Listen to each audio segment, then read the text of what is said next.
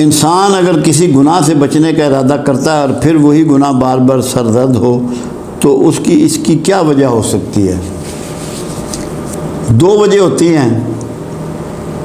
جس کو کہا گیا ہے توبۃ النصوح، ایک مثال دی گئی کہ جب ایک بار توبہ کر لی تو پھر اس گناہ کو نہیں دہرایا.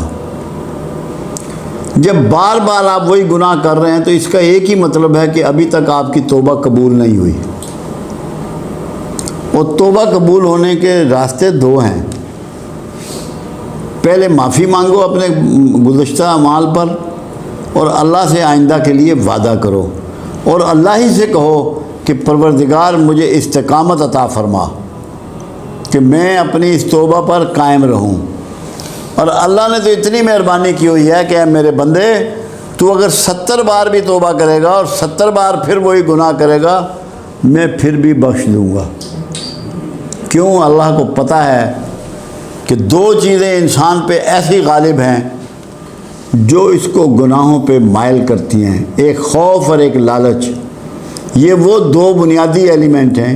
اس کے علاوہ شہوات اور لذات وہ بھی ہیں، مگر بنیادی ایلیمنٹ جو ہیں وہ خوف اور لالچ ہیں، جس میں انسان گھرا ہوتا ہے اور پھر وہ بھول جاتا ہے. اللہ نے انسان پر نسیان بھی غالب کیا ہے. وعدہ کر کے بھول گیا، اللہ کی یاد بھول گیا، اللہ کا ڈر بھول گیا، ماں باپ کی فرما برداری، بے شمار چیزیں انسان بھول بھی جاتا ہے.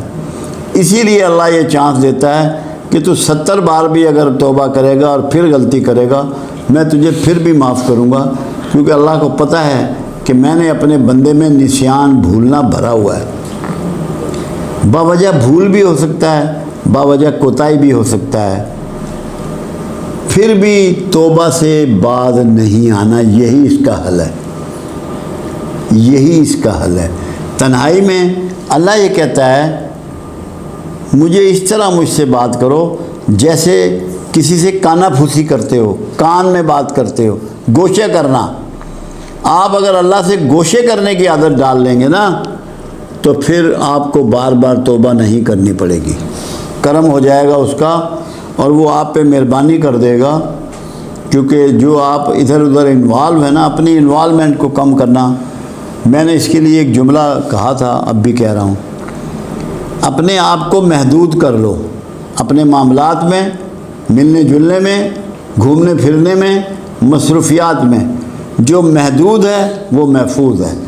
جو اپنے آپ کو لمٹ کر لے گا، سکیڑ لے گا، تو وہ آئندہ گناہوں سے بچ جائے گا اور اس کی ایک ہی دفعے کی توبہ انشاءاللہ کارآمد ہو جائے گی.